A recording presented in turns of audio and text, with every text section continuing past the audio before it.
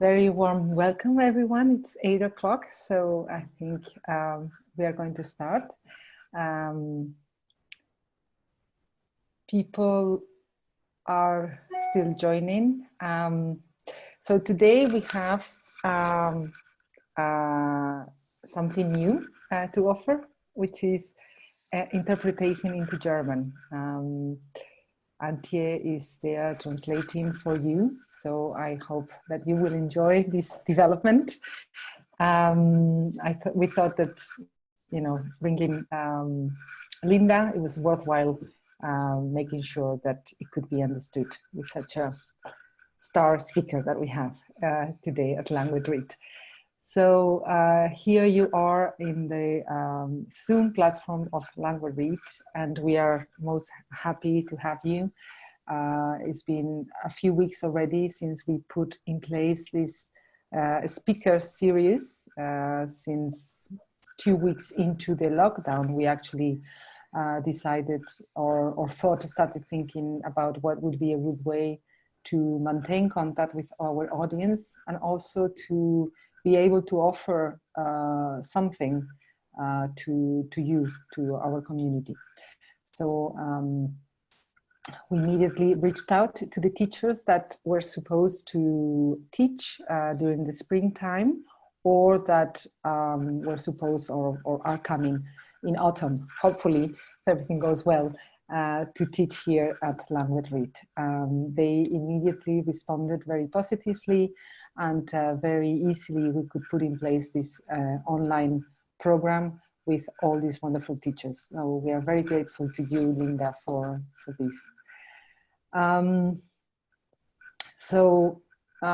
Is everybody listening okay to translation, to interpretation? Is everything working okay? You can do like this if it's working okay. Great, that's perfect. Okay, good, that's great. Yeah, I think Linda, it needs a little presentation, but I will do a little presentation of hers. She is an experienced psychotherapist and teacher of mindful self-compassion in the San Francisco Bay Area. She integrates modern neuroscience, mindfulness practices, and relational psychology in her international trainings and workshops. She is the author of Resilience, Powerful Practices for Bouncing Back from Disappointment, Difficulty, and even Disaster, and the award-winning Bouncing Back, Rewiring Your Brain for Maximum Resilience and Well-Being. So we can say that we are very fortunate to have her with us, especially given the context in which these teachings are taking place. I think resilience, it's a key quality to be able to develop in these times. So she's going to be teaching for around 1 hour. At the end of that hour, we will have some time for questions and answers. And Linda, you can give it back to me after when you finish your teaching, so that I can explain how to go about raising your hands and all that. So without any more further ado, I'll give it back to you, Linda. Thank you so much. And let me pin your video. Here you are. Thank you, Linda. Hello, everyone. I'm Linda Graham, and welcome to this webinar by donation from Language Read Center for Mindful Living on resilience, coping mindfully and compassionately with disappointments, difficulties, and even disasters. When we come to a retreat center like Language Read, we already have some experience or some hope that a practice of conscious awareness, seeing clearly, the steady noticing of what's happening in the present moment, and noticing our reactions to what's happening in the present moment will help us be present and aware and allowing and accepting of our experiences in any moment, without resisting the experience or judging ourselves for having the experience, without struggling to push it away or fearing we will be dumped out of our boat by it. And we are able to be with and notice our reactivity when our child yells at us, or we notice we're yelling at our child, when the doctor's office calls and says they want us to come back in for more tests, or when in fact the tests indicate there is something to be concerned about. A steady and deepening practice of mindfulness allows us to bring some equanimity and calm, centered groundedness to all of the causes and conditions of our fear and anger and grief. As William James, considered the founder of American psychology, says, be willing to have it so. Acceptance of what has happened is the first step in overcoming the consequence of any misfortune.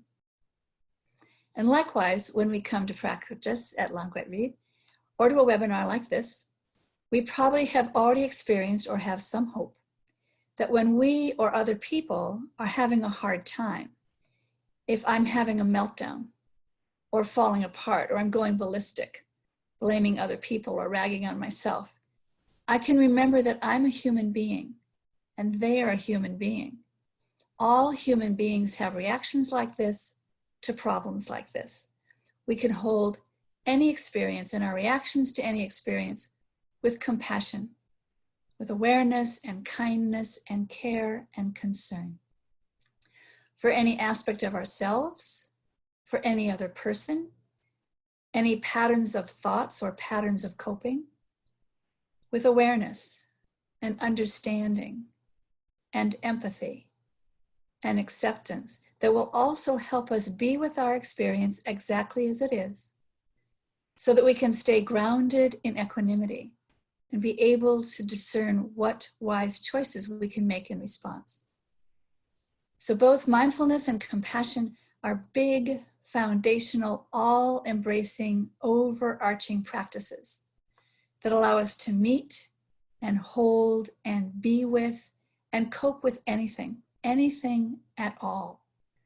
We can hold life as it is with conscious awareness, full-hearted acceptance, grounded and centered in equanimity. We can engage with our own experience and with the needs of the world in ways that are healing and transformative. Mindfulness and compassion can become a way of being, or at least a way of approaching all of the issues in our lives and in our being. And so mindfulness and compassion together are foundational to our resilience, our capacities to cope quickly and effectively with any adversity or crisis or distress, to bounce back from any disappointment, difficulty, or even a disaster, to recover our baseline equilibrium, and to know that we can. This webinar is a preview, in a way, of a longer training on this topic still scheduled to be held in person at Langlet Reid, October 22nd to 25th this fall. Resilience is what allows us to cope with any level of disruption to our well-being. From barely a wobble, we lose our car keys in our wallet, and then we find them again, and we rewrite ourselves, and we return to a calm, centered equilibrium. To the serious sorrows and struggles that break our hearts and sometimes break our spirits. People now, suddenly in the context of the coronavirus pandemic, are losing their jobs and sometimes losing their homes and losing their health. To the overwhelm of too much. This pandemic has disrupted our normal ways of being and living, our normal patterns and strategies for coping with living and being on every level. We experience too much loss, too much grief in too short of a time, perhaps on top of previous losses and unresolved traumas. We can feel like we're drowning and about to go under. And as a collective, we face a great deal of uncertainty that can leave us weary and exhausted. We know from modern neuroscience that capacities for resilience are innate in our being because they are innate in our brain. We develop those capacities, especially of response flexibility, to shift perspectives, to shift gears by learning from life experience. And we can choose the experiences that will cultivate and strengthen our resilience in ways that are safe and efficient and effective when we know how. We're reminded of the wisdom from Helen Keller: all the world is full of suffering. It is also full of overcoming. And if we were in that in-person retreat, you would be experiencing the energy of other people, practicing together and learning together and sharing experiences together and reflecting on these experiences together. Even in this online webinar platform, it's still possible to have a sense of practicing together and exploring and sharing together in a community of like-minded, like-hearted practitioners, also seeking wisdom and guidance in alleviating suffering, our own or other people's. We will have a 30-minute live Q&A after this formal presentation and practicing a series of experiential exercises that will help us recover and strengthen our resilience from the inside out and the bottom up. As we move into practice, please do these practices with a sense of openness and curiosity and experiment. You're always welcome to sit out the exercises. You can sit back and listen and take your notes. But if you do the exercises, you're more likely to experience your brain rewiring. So as we begin, bring conscious awareness and a compassionate curiosity to all of your experiences that are priming your brain for learning. And I'm switching to the, oh, I'm not, okay. Our first responses to any stressor, our most basic responses to all of life's challenges and adversities, begin in our bodies. And we store all trauma memories implicitly in body memory. So we can begin our practice with body-based tools, breath, touch, movement, to return our nervous system to its natural baseline physiological equilibrium. Today we learn tools of breath first, because we breathe all the time. The breath is always available as long as we're alive.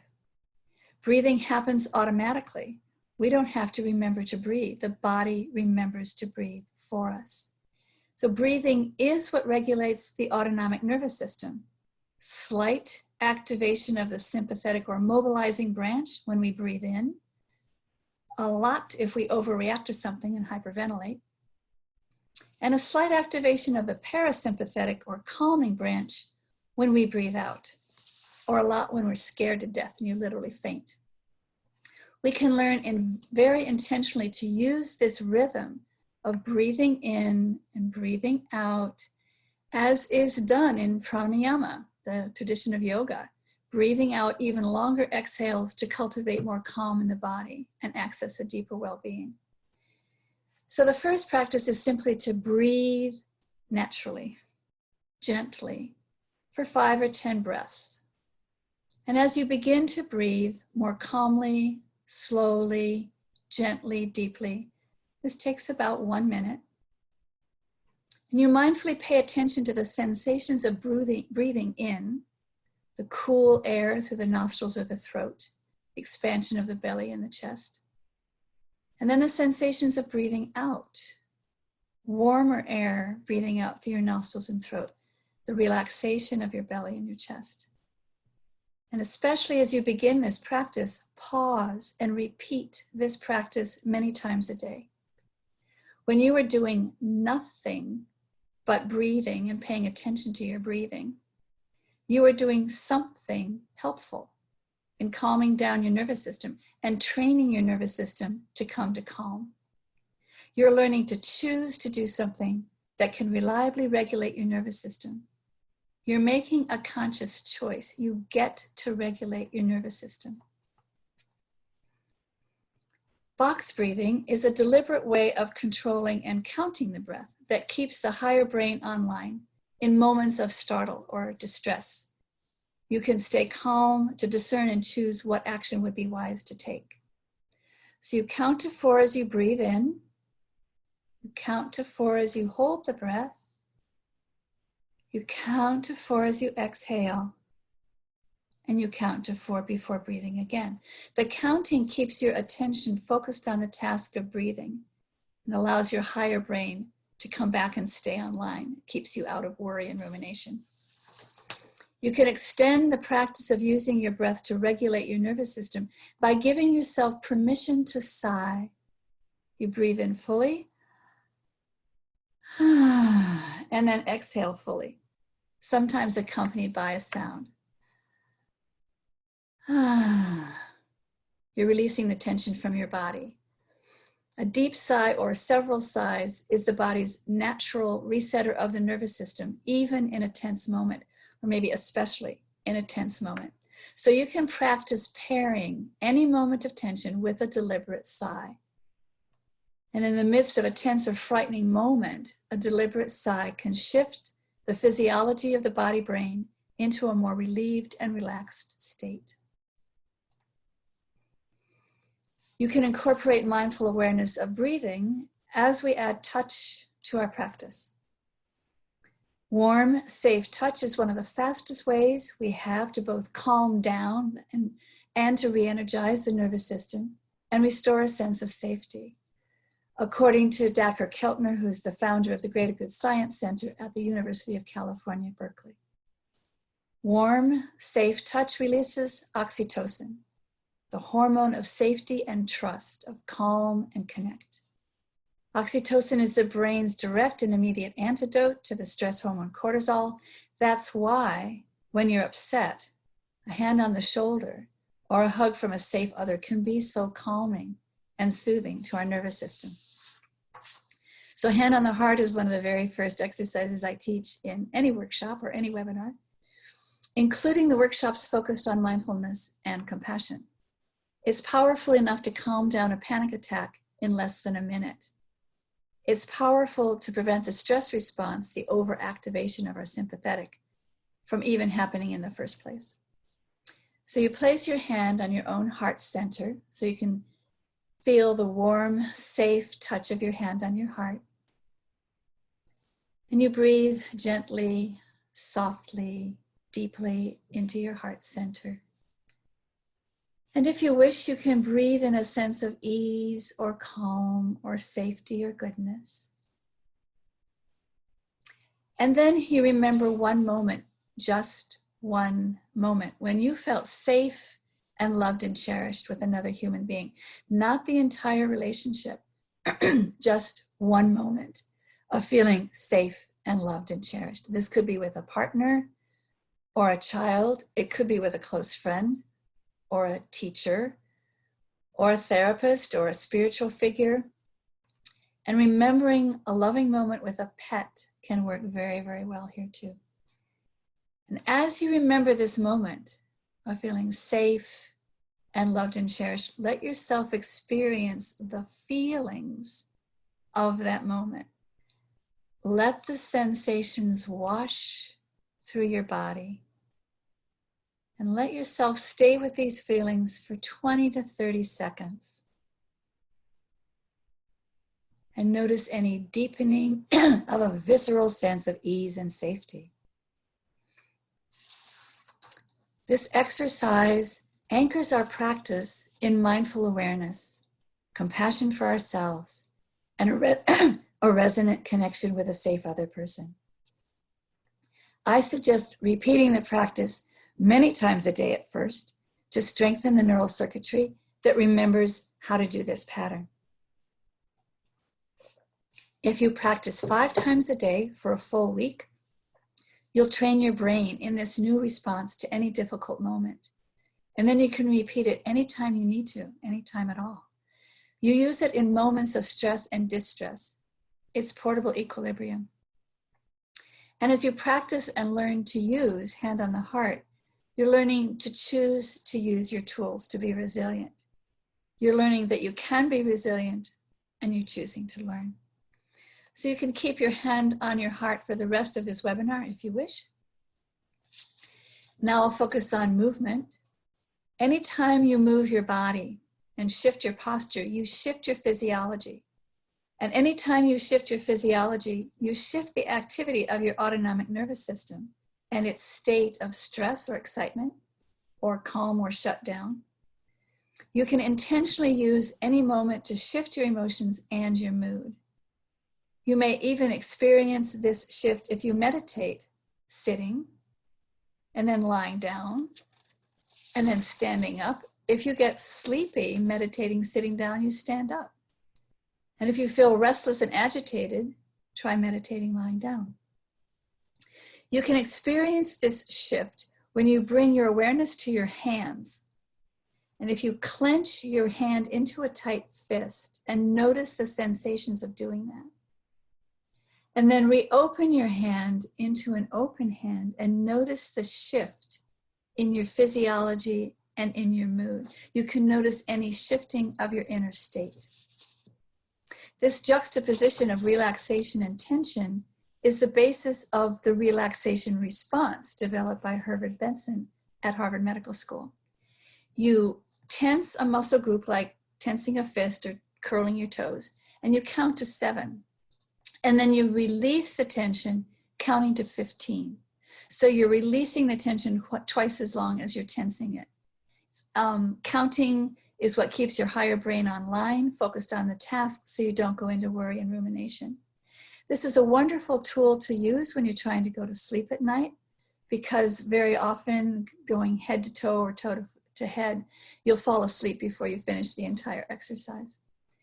You can also experience a shift when you place a pencil between your upper lip and your nose. Makes you frown. And you can place a pencil between your teeth. Makes you smile. And you can notice the difference between that forced frown and that forced smile, how it shifts the energy in your body because it's shifting your physiology. I learned that exercise about 10 years ago from Dan Siegel at UCLA, but neuroscientists now can see in their scanners a shift in brain functioning from someone smiling even just for 20 seconds.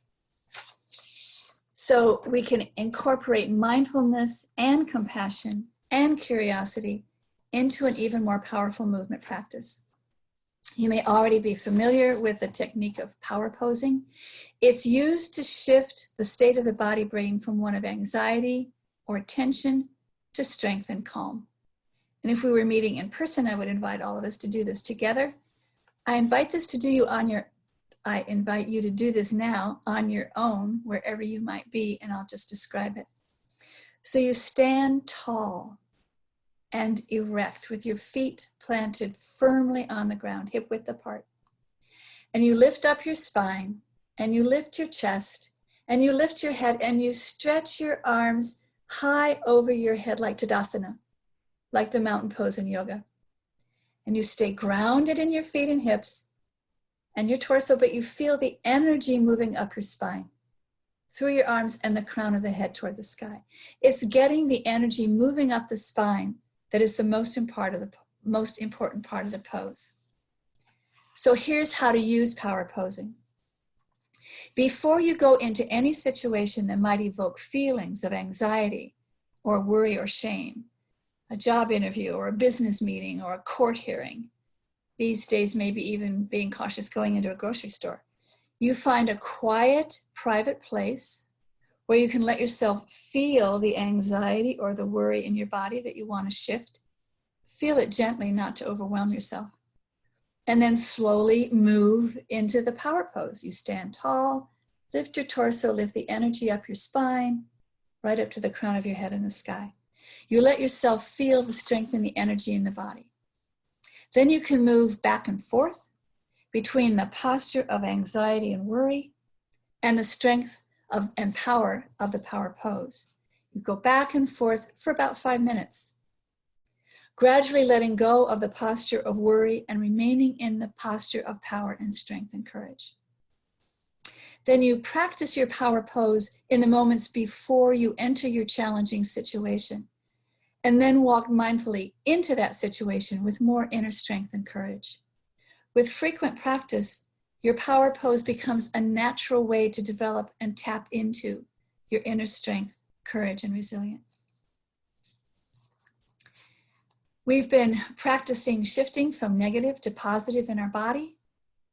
And now we apply that same mindfulness and compassion to working with our emotions, anchoring in the positive first.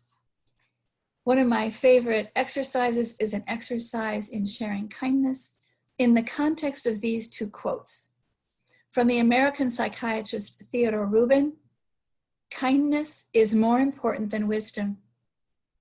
And the recognition of that is the beginning of wisdom.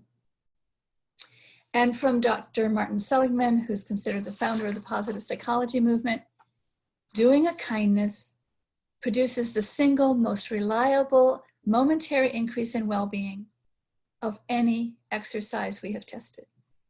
So even now, we're not in person together now, but even now you can practice this exercise with another person by Zoom or by FaceTime.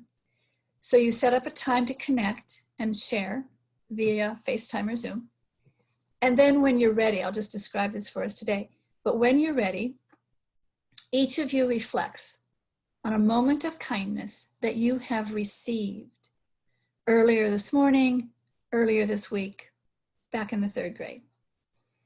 A moment when someone did something thoughtful and helpful and kind for you. Then you take a moment, each of you share these moments of kindness that you've received with each other. And then you each take another turn reflecting on what it was like to share your story and hear the other person's story. And then you each drop into a moment of silent reflection, noticing any shifts in your mood, your view of yourself, your view of your partner from having done this exercise. And if you wish, you can share those reflections. So Barbara Fredrickson, who's a pioneering researcher in positive psychology, discovered how practicing positive emotions like kindness helps shift the functioning of the brain. She found that when 2 people are in physical proximity, and this will work even on Zoom, making eye contact, sharing positive emotions like kindness or joy or enthusiasm, and a sense of mutual care and concern, the frequency of the brain waves of the 2 people begins to sync up. And the neurochemistry of the 2 people's brains begins to sync up too. And it creates a sense of resonance between the 2 brains that I would call safety and trust. And she calls love in her book, Love 2.0. It may be the oxytocin that creates that sense of safety and resonance and connection and even love. So you can do this sharing kindness exercise with variations. Sharing moments of courage, moments of gratitude, moments of patience, with great benefit to your brain and to your capacities for resilience. And when your own experience of positive emotion is strong enough, you can entrain the brain of the other person and shift the functioning of their brain toward more positivity. It's a positive use of emotional contagion. So now we learn some adaptations of the mindful self-compassion guided meditations to antidote the negativity bias in our brain that might be derailing our resilience. In order to survive as individuals and as a species, our human brain has a built-in negativity bias evolved over millions of years to help us pay more attention to negative and dangerous and unpleasant experiences than to safe, positive, pleasant ones. You are more likely to pay attention to negative experiences and negative emotions like irritation or loneliness or embarrassment than to positive ones, awe, satisfaction, tranquility. As my friend Rick Hansen puts it, we have Velcro for the negative and Teflon for the positive. So this tendency to pay more attention to the negative than to the positive now serves to protect you from social and emotional danger, the threat of being disconnected from those you depend on for survival and well-being. This is why you will pay more attention to the one negative comment made by your boss in a meeting or your lover over the dinner table than you will to the 19 other positive comments made to you by your children and friends the same day. It's how the brain works. The brain is a social brain and you are a social being. You're never not going to have this negativity bias. So for dealing with negativity bias or any powerful negative emotion, fear, anger, sadness, especially to deal with shame, feeling unworthy or unlovable, that's the biggest derailer of our resilience. We can use tools of mindful self-compassion to notice and be with those emotions and also to shift the functioning of the brain out of contraction, out of reactivity, out of the negativity bias into more spaciousness, more receptivity, more openness to learning, more optimism, to seeing the big picture again. The direct, measurable cause and effect outcome of practicing a positive pro-social emotion like gratitude, like self-compassion, like kindness, is optimism and resilience. We practice self-compassion not just to feel better, but so we can do better. So the mindfulness allows us and trains us to notice, to be aware, to be accepting of the experience of the moment. Compassion allows us to be with the experience of the moment and to be with ourselves exactly as we are in that moment, so we can recover the state of mind, the state of brain functioning that allows us to see and choose wise action and to learn from the experience overall. Mindful self-compassion also trains us to be aware of how suffering and distress links us to common humanity. All human beings experience distress just as we do. We're not the only ones, and we're not alone. So mindful self-compassion is a practice protocol developed by Chris Germer at Harvard and Kristen Neff at the University of Texas, Austin. I've taught mindful self-compassion many times in the Bay Area, and I've found no practice better to tolerate the experience of negative emotions and to accept ourselves for feeling them and to catalyze a shift out of the negative. MSC simply brings awareness and acceptance to your emotional experience, no matter how upsetting or crazy making it is. At an even deeper level in the brain, it brings awareness and acceptance to yourself as the experiencer of the experience. So the self-compassion break is an exercise in shifting our awareness and bringing acceptance to bear on the experience of the moment in the moment. It helps to practice this self-compassion break in moments when any emotional upset or distress is still reasonably manageable, to create and strengthen the neural circuits that can do this shifting and reconditioning when things are really tough. So any moment that you notice a surge of a difficult emotion, boredom, contempt, remorse, or shame, you pause and you put your hand on the heart, which will activate the release of oxytocin, the hormone of safety and trust. And you empathize with your experience. You recognize the suffering and you say to yourself, this is upsetting, or this is hard, or this is scary, or this is painful, or ouch, this hurts, or something similar, to acknowledge and care about yourself as the experiencer of something distressing. And you repeat these phrases to yourself, or some variation of words that work better for you. May I be kind to myself in this moment, because that breaks the automaticity of our survival responses and our negative thought loops. May I accept this moment exactly as it is. Acceptance is the first step to overcoming the consequences of any misfortune. May I accept myself exactly as I am in this moment. As Carl Rogers said, the curious paradox is, when I accept myself exactly as I am, then I can change. And may I give myself all the compassion I need, because compassion is a resource for resilience. So you continue repeating the phrases until you feel the physical shift in your body. The compassion and the kindness and the care for yourself become stronger than the original negative emotion. You can pause and reflect on your experience, and you notice if any possibilities of wise action arise. I often practice an expanded variation of the traditional mindful self-compassion phrases. I find it useful for me. May I be kind to myself in this moment. May I be kind to myself in any moment. May I be kind to myself in every moment. May I be kind, may I accept this moment exactly as it is. May I accept any moment. May I accept every moment. So this variation, like the traditional self-compassion break, is completely portable and effective anytime, anywhere. And this variation helps deepen the practice of mindful self-compassion into an ongoing way of being.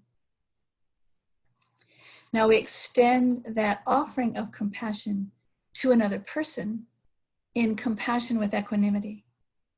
And this exercise allows you to be with another person's emotional pain exactly as it is, and still stay grounded in your own emotional equilibrium. This was also developed by Kristen and Chris for caregivers, whether professional or caring for a family member. It's taught as a guided meditation, but I use this practice in real time with real people to steady myself in the presence of someone else's pain. And it's introduced by this poem on compassion by Miller Williams. Have compassion for everyone you meet, even if they don't want it. What appears bad manners and ill temper or cynicism is always a sign of things no ears have heard, no eyes have seen. You do not know what wars are going on down there where the spirit meets the bone. So I'll lead us through this. If I was leading us in a day-long workshop, I would allow 30 minutes for the exercise. But you sit comfortably and you close your eyes if you wish, and you take a few deep, relaxing breaths. And you allow yourself to feel the sensations of breathing in and breathing out. And you notice how your breath nourishes your body as you inhale, and it soothes your body as you exhale. And you let your breathing find its own natural rhythm. You continue feeling the sensations of breathing in and breathing out. If you like, you can place your hand over your heart or any place on your body that is soothing, as a reminder to bring not just awareness, but loving awareness to your experience and to yourself. Become aware of any stress you're carrying in your body, and you inhale fully and deeply, drawing compassion inside your body and filling every cell of your body with compassion.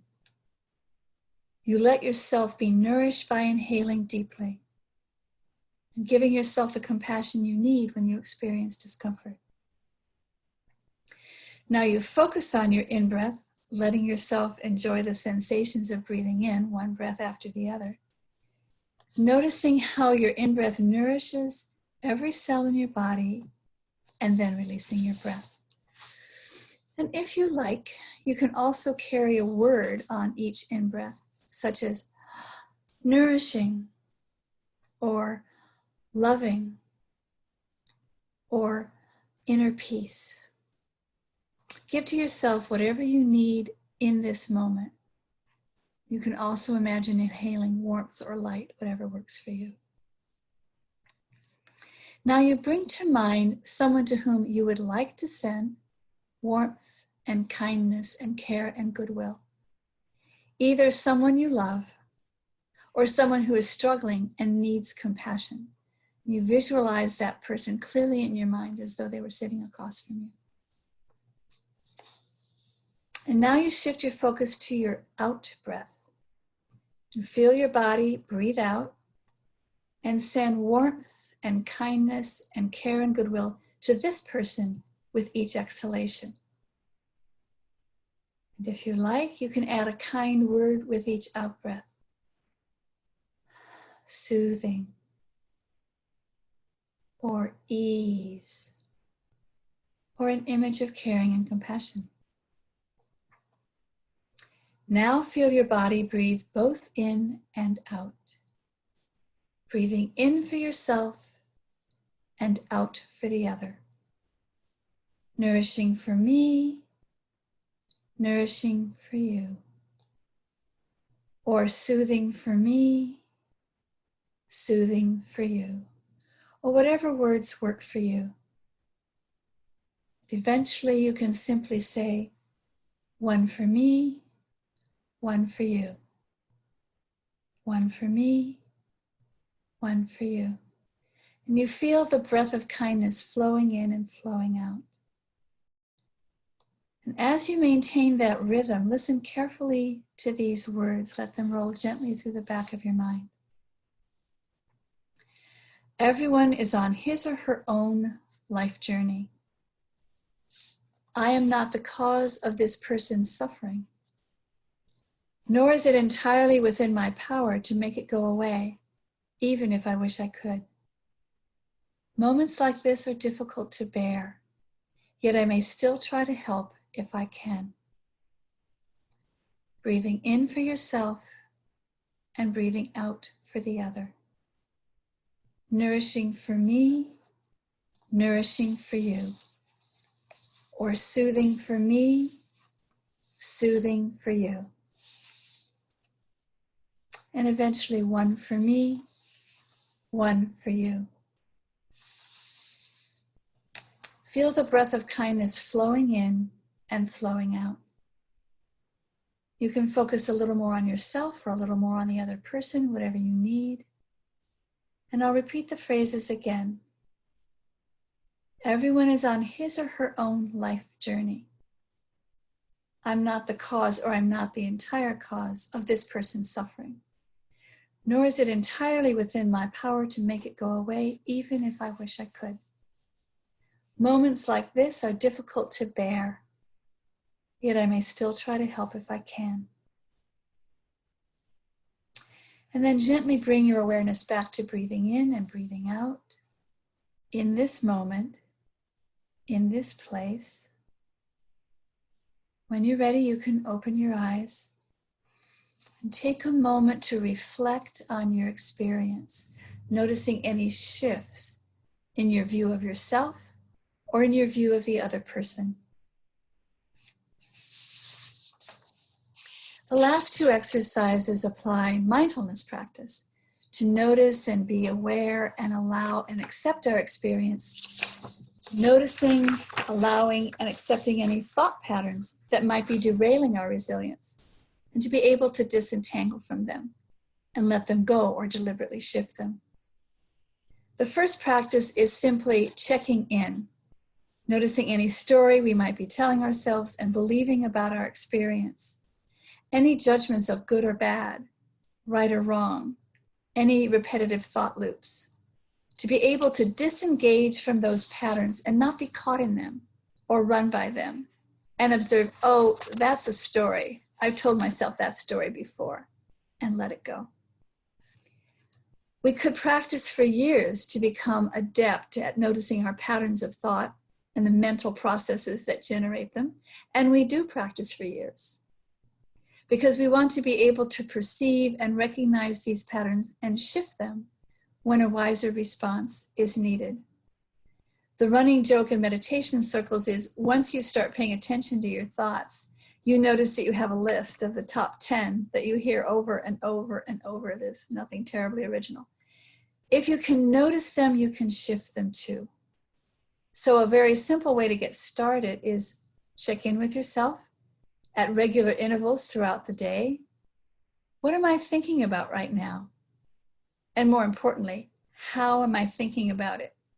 Lightly and freely, ruminating and worried, stuck in a loop? You record your observations for a week in a journal. And there's no shame, no blame, just clear seeing. And at the end of the week, see if you can identify the 5 most repeated thoughts or the 5 most repeated patterns of thinking. And choose one repetitive thought to practice with, noticing it, letting it go, noticing it, letting it go. You want to receive the messages, but you don't want to be stuck in a repetitive loop.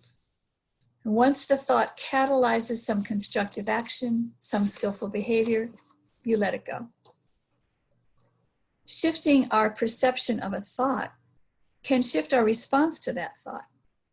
And it can be very, very new practice to let go of a thought or a story. You do want to make sense of your experience. And you can use the tremendous power of the higher brain to do that. But when you want to let go of one possible explanation and open to the possibility that there might be other explanations, you're strengthening your response flexibility. You allow yourself to open to other, sometimes more resilient choices. The last big exercise today, it's identifying mindsets that might be derailing our resilience and carefully, deliberately, thoroughly shifting them. So we can define mindset as a belief system that shapes perception and response to experience. People develop many different mindsets over a lifetime about parenting, about financial security, about the role of spiritual practice or politics or sports in their well-being. A resilience mindset would be our belief system about coping with any adversity, trauma, or tragedy. So a belief system about coping with a threat can have a profound effect on how we cope with that threat.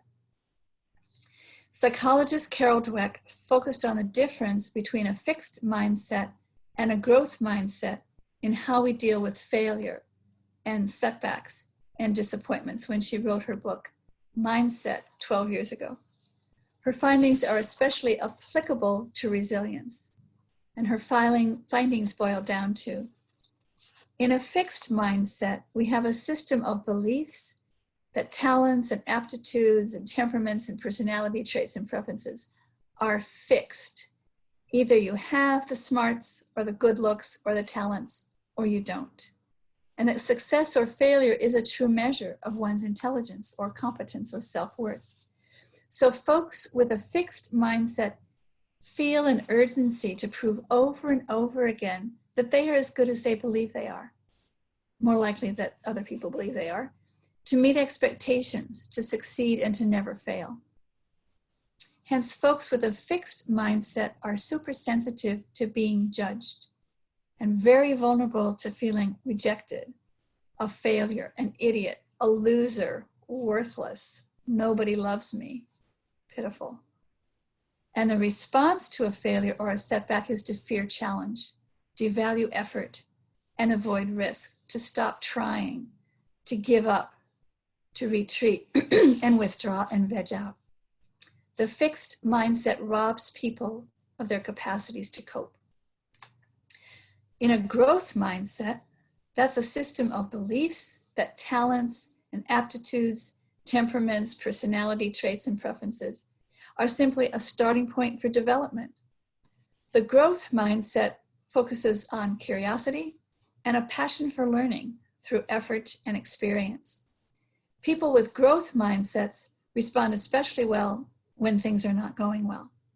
They tend to stretch themselves, confront obstacles, embrace risk, and stick through the hard times. Rather than being embarrassed or blocked by a sense of deficiency, they can acknowledge what skill or capacity is missing and set to work to cultivate it. They take direct, wise, and compassionate action. Love of challenge, belief in effort, resilience in the face of setbacks, greater creativity and success, those are the hallmarks of a growth mindset. And in Dweck's view, we can intentionally choose to cultivate a growth mindset. That would be characteristic of the growth mindset right there. Our mindsets are not fixed. We can put in the effort to shift our orientation to life events from fixed to growth. We can shift how we filter our perceptions of ourselves and our experiences. That means we live our lives not about avoiding failure or distress, but about grabbing a hold of failure or distress as an opportunity to learn, to improve, to master. Choosing to cultivate a growth mindset changes everything. So here's a quote from James Russell Lowell: "Mishaps are like knives that either cut us or serve us as we grasp them by the blade or by the handle." So now we apply all that we've been learning to cultivate a resilience mindset. So take a moment to reflect on many different situations where you faced a challenge, or even simply something new and unknown. And reflect on your own thought processes and your own behaviors Discern times when you did hang back. You hesitated. You refused to attempt something you perceived a bit beyond your capabilities. And discern times also when you approached a challenge as a learning opportunity, with interest, curiosity, and some confidence, at least a willingness to give it a go. Most of us have experienced elements of both fixed mindset and growth mindsets. And for one of the times acting from a growth mindset, reflect on what made your decision to try and your perseverance in trying possible. You identify both internal and external resources.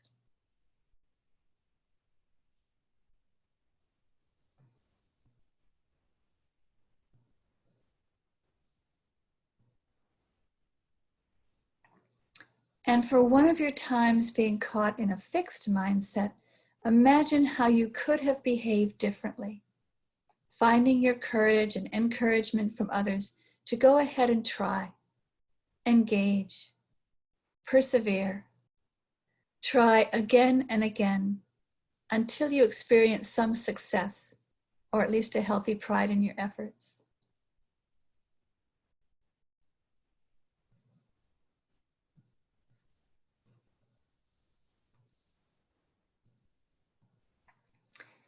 And identify a new situation now where you could try coming from a growth mindset rather than a fixed mindset. Choose a situation where you might realistically have a chance for success. You focus on shifting your mindset from fixed to growth. And you reflect on any differences this choice makes on your behavior. What will you do when a setback or an adversity happens?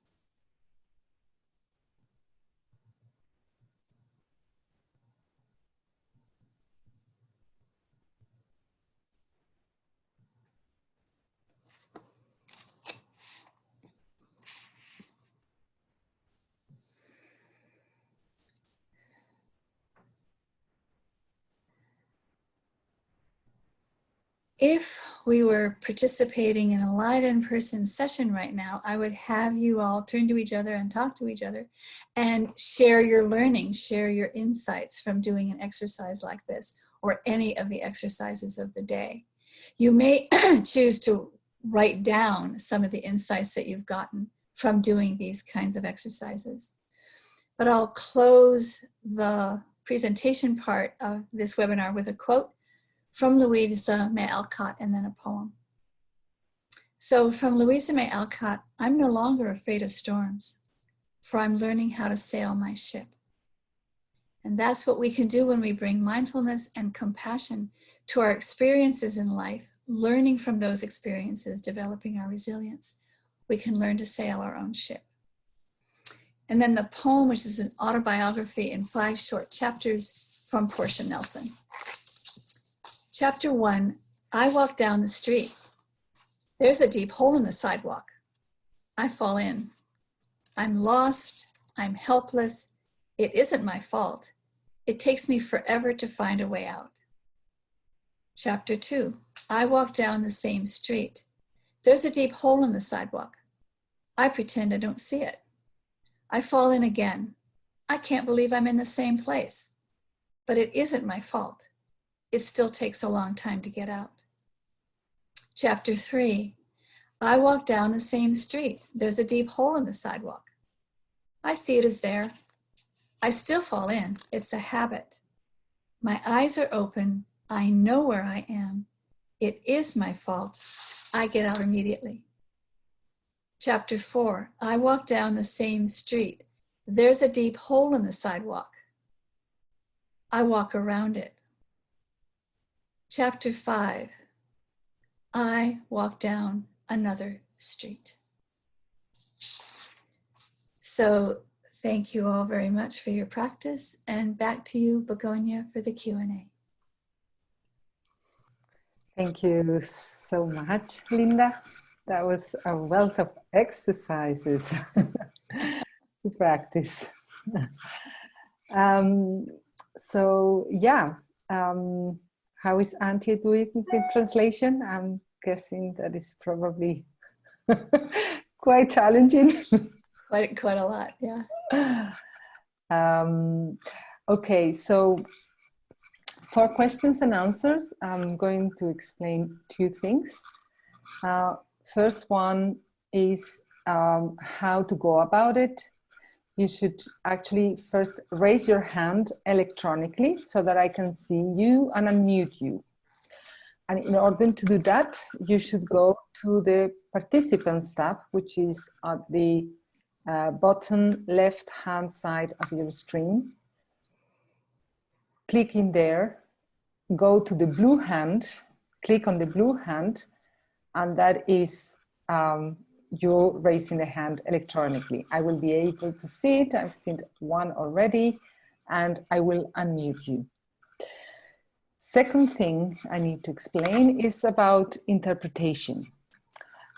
If you are able to ask the question in English, it is preferable. But if you can't, then you can do it in German, and Antje will translate for you into English. However, you need to, if you are a German speaker and you are listening to the German translation, before asking your question, you need to switch the channel from German to English, so that even if you're speaking in German, so that we can, Antje can hear you as well. Hopefully this is going to work. So let's try it. And Sabine, I see that you raise your hand, so I'm going to unmute you and lower your hand. So there you go. Thank you very much. So I just wanted to ask a question about the fixed mind and the growing mind. And when you were elaborating this, I could just see my two children, my 4-year-old son, who seems to have a very fixed mind, like not trying, throwing away things if they don't work immediately. And then my 2-year-old girl, who's she just keeps trying and she's on it. And so how, as a mother, can you kind of, I'm the same mother, I think, and I have two very different children. Is this something like they are born with, or maybe also the way I treat them differently, because the boy was the first and the girl is the second? So do you have any advice on like how to, how as a parent enable your children to become curious of learning and have a kind and a growing mind? Okay.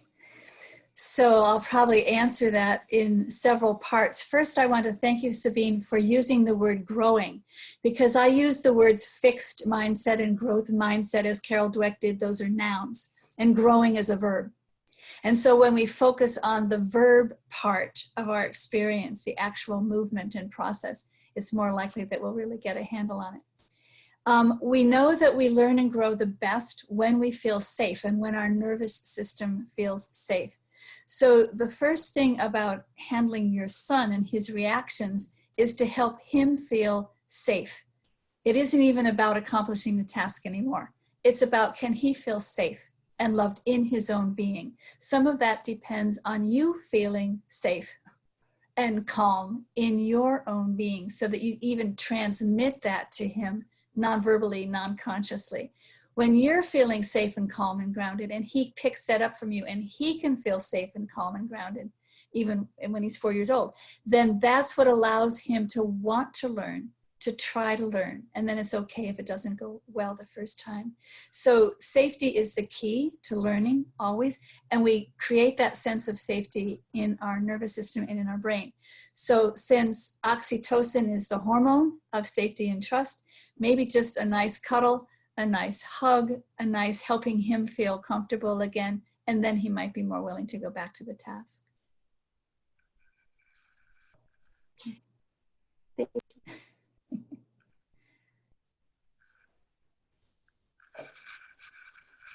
Other questions?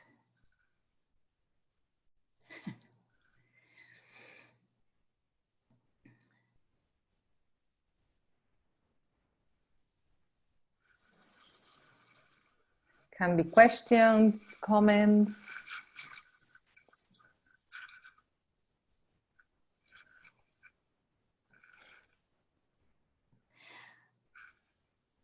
I would have a question maybe to ask participants, which is to identify 1 or 2 or 3 of the practices, the exercises that we went over today, and be willing to commit to practicing them for a week to see if they make any difference in their sense of themselves or their sense of resilience.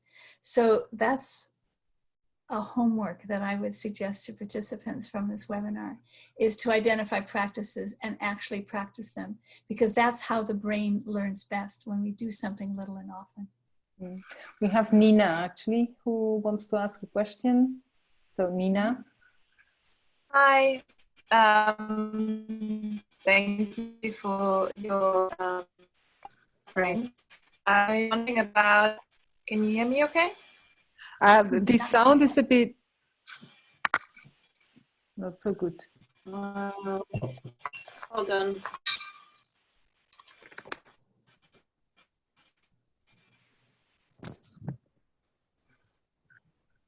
Does that make it any better? Otherwise, Yes. I write it. No, that's good. Okay, sorry, I always forget. My laptop's so old, it huffs and puffs very loudly. So when you were explaining the exercise about remembering a moment of kindness that you received and sharing that, I was thinking both about my own experience sometimes and the experience of my teenage patients in therapy, that sometimes I find that it doesn't necessarily, it can bring up something of a, I don't know if it's like a shame reaction or something like that, if you remember a moment where someone was kind to you and it immediately triggers the beliefs of I deserve kindness or something like that. So how would you work with something like that? So there are many exercises in the mindful self-compassion protocol to work with a shame attack, to work with when we feel badly about ourselves or badly about some part of ourselves.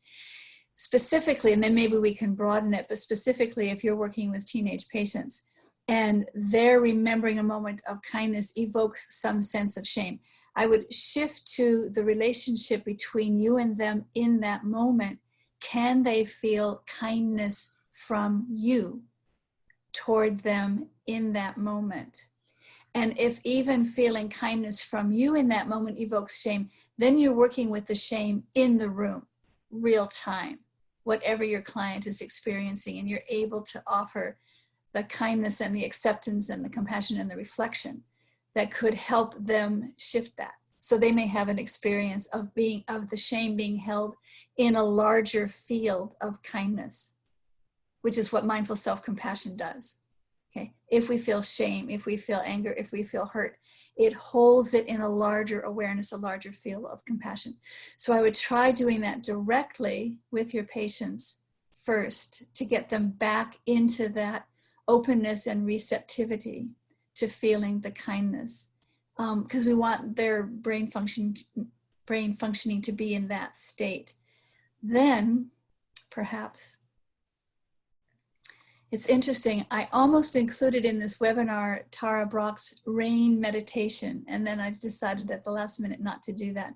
But that meditation of recognize, allow, investigate, and nourish is what we use to bring nourishment to that part that feels ashamed. The adult part, you and the adult part can bring some nourishment and kindness to the part that feels shame and help it shift. So that's my first off the top answer anyway, is to have kindness be the larger field, and the shame comes up in that experience of kindness. Thank you. Okay.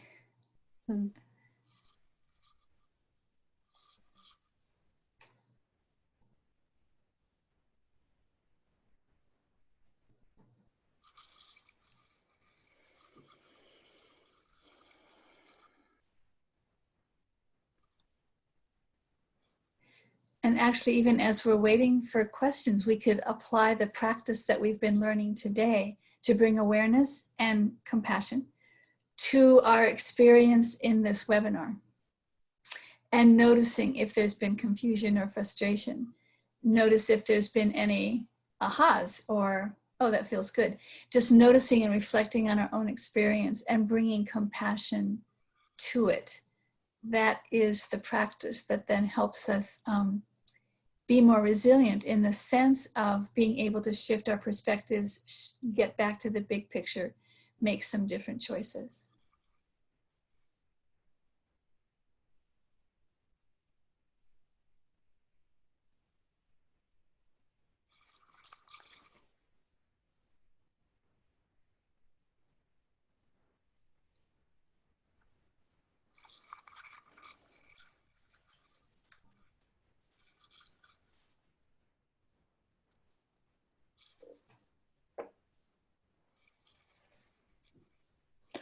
I will have a question.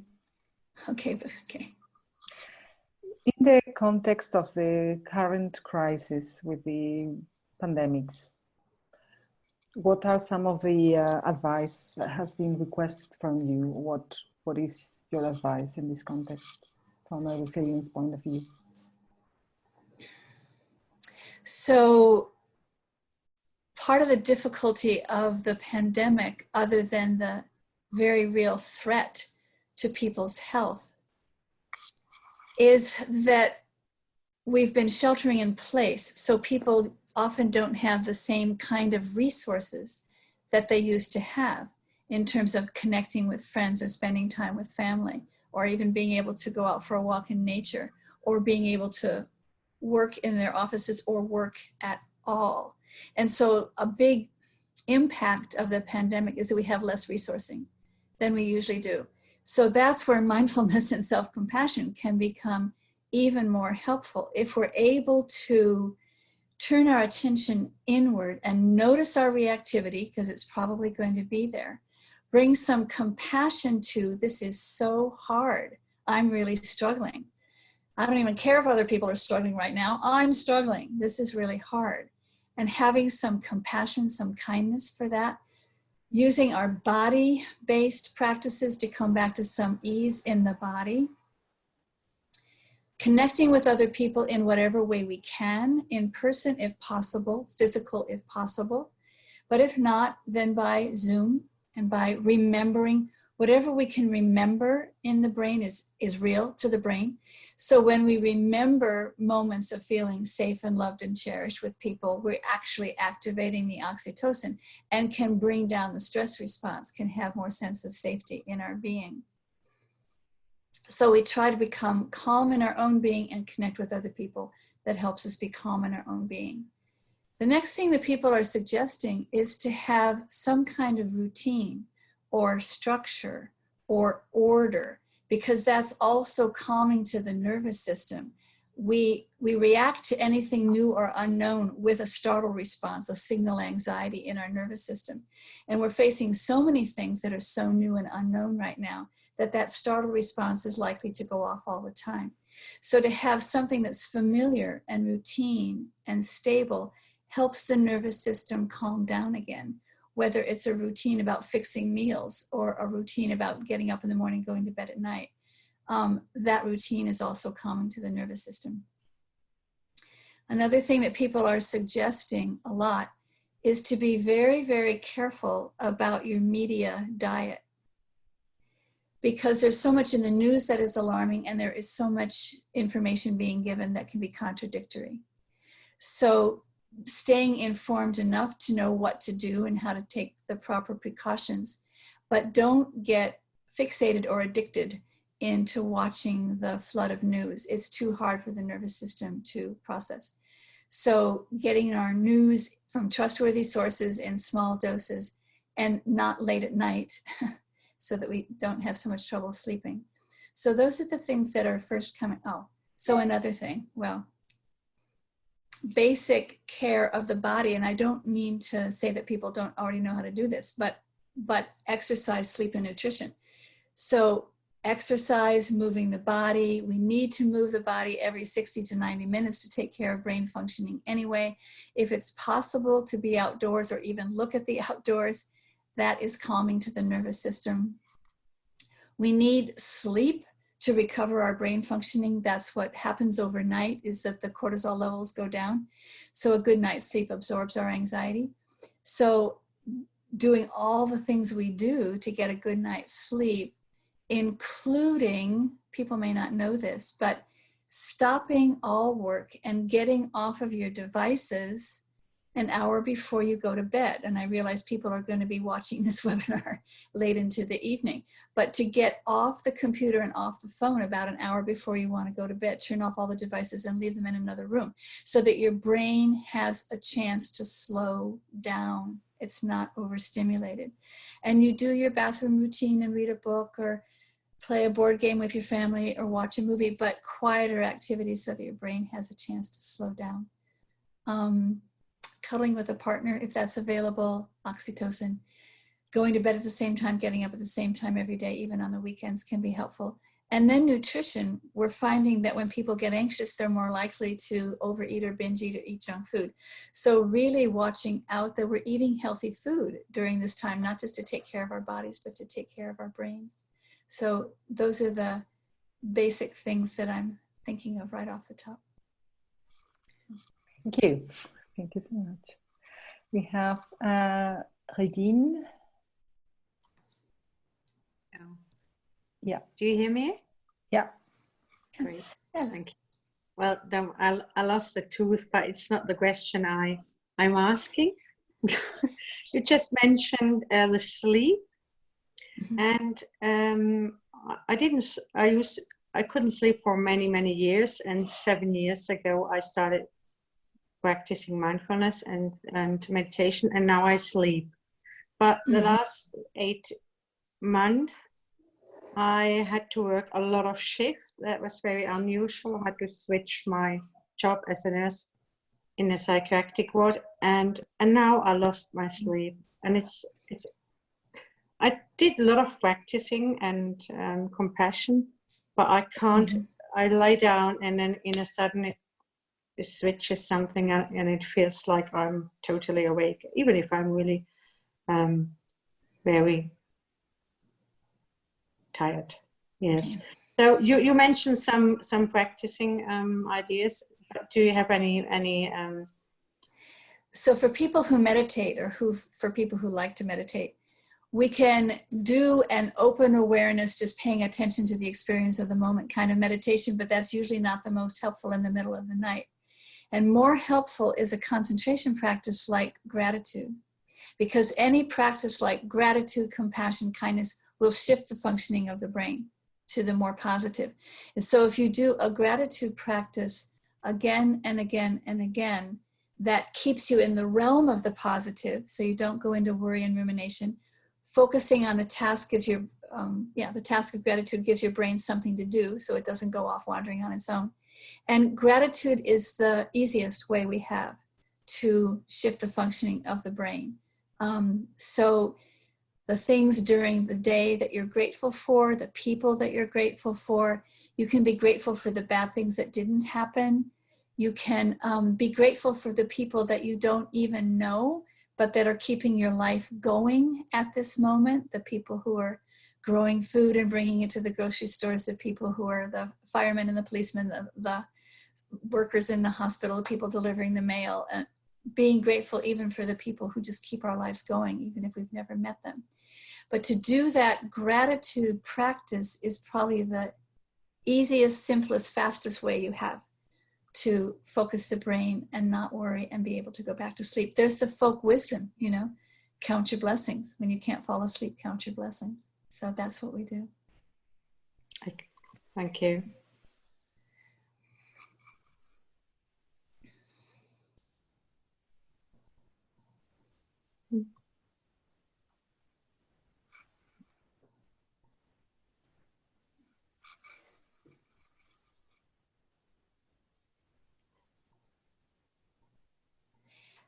There is something else that I could say about coping with the pandemic, because things have changed so drastically here in the United States in the last week. And a lot of our coping with the pandemic has been turning to government authorities or scientists or medical doctors or whoever can kind of tell us what's going on and the best ways to cope. But even so, and mindfulness is what helps us do this, we need our own moral compass. We need our own sense of the common good, the common humanity. I'm staying at home because I'm not only taking care of myself, but I'm taking care of other people. And there was a poem that went around viral on the internet soon after all of the shutdown, and it was from the Belfast, Ireland COVID-19 team, saying that when you see the empty streets and the closed stores, see that as love in action, that people are staying home to take care of not only themselves, but other people as well. And so I think when we, in the midst of this pandemic, when we focus not only on our own fears or our own needs or our own losses, but to understand the common humanity, this really is a pandemic, all people is what that means. And so to remember the common humanity and to be able to think outside of our home where we're sheltering or outside of our own needs and fears, and to be able to take action that might be helpful to other people is also a way of coping with the pandemic. Mm-hmm.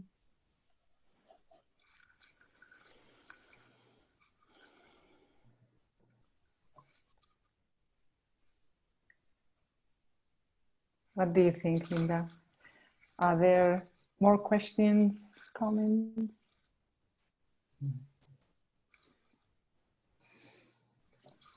If there are no more questions, then I would just simply, again, pass on to the participants their own question of what can I do today? What can I do tomorrow? What can I do this weekend to cultivate and strengthen my own resilience? Which of these practices can I do? Hand on the heart, or breathing, or the self-compassion break, or working on my mindset, how I'm approaching things, to notice, to just pay attention and notice. Is this working? Am I being resilient here? What else could help me be even more resilient? And to do the practice, to make the choices. I often use in my workshops two quotes, one from Janet Friedman, catch the moment, make a choice. And then from the environmental activist Julia Butterfly Hill, every moment has a choice and every choice has an impact. So you put that together and that's the trajectory of resilience. Catch the moment, make a choice. Every moment has a choice, every choice has an impact. So, and also knowing, we use our mindfulness and we use our compassion to pay attention to how we're reacting. My colleague Frankie Perez says, how you respond to the issue is the issue. So we pay attention to how we're reacting to our own experience, and can we shift that to something that would be more compassionate to ourselves and more effective out in the larger world. We're choosing how to be resilient. And then I think we may be done.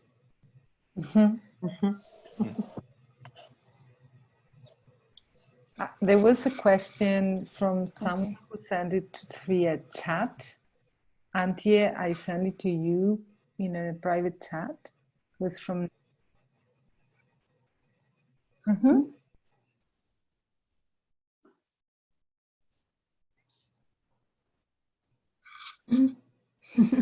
that much of how we respond to any life event is unconsciously through our nervous system. And mindfulness allows us to be aware of that response, aware of other possibilities of responding and choosing. We also shift our responses through conscious awareness, through conscious practice. So mindfulness and compassion both, I think it's necessary to be kind to ourselves as we are noticing and reacting to our experience so we don't go into shame. So the mindfulness and the compassion are foundational to our resilience training. Yes, we're always bringing awareness, we're always bringing kindness to our experience, to our reactions to our experiences, and to our choices. Yeah. Yeah.